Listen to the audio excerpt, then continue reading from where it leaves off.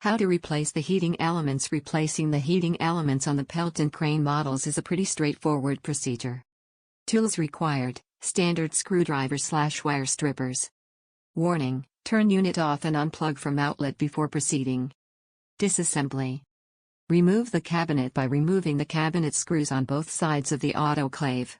Depending on the model you have, there will be 3 or 4 on each side, towards the bottom. Pick up the rear of the cabinet and slide it forward slightly. There is a half-inch lip on the front of the unit that has to be cleared before you can remove it. Then lift the cabinet off and set it aside. Lift off the insulation blanket and set it inside the cabinet so it too is out of the way. Tip: to make reassembly smoother, make a mental note which end of the insulation blanket goes towards the front.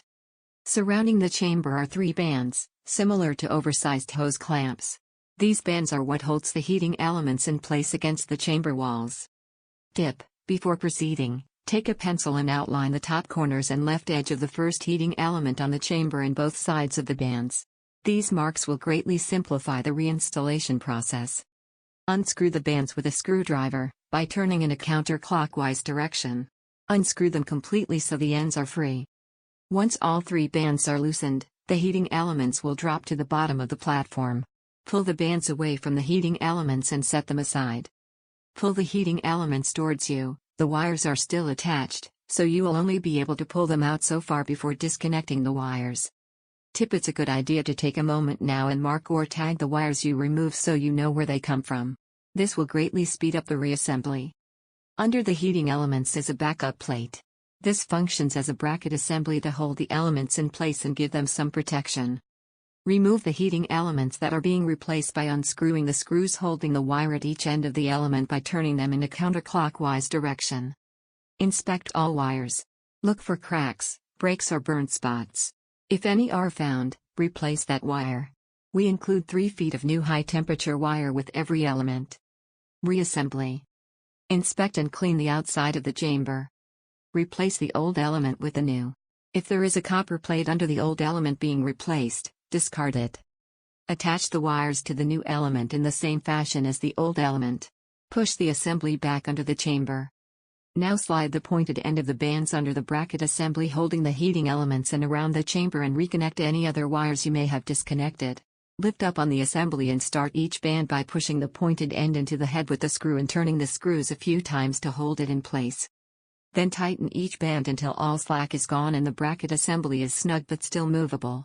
Line up the bands with your pencil marks and the heating first element fits the outline you made previously. Tighten the bands sequentially. The same amount of torque should be applied to all 3 bands, 40 pounds maximum. Perform final inspection.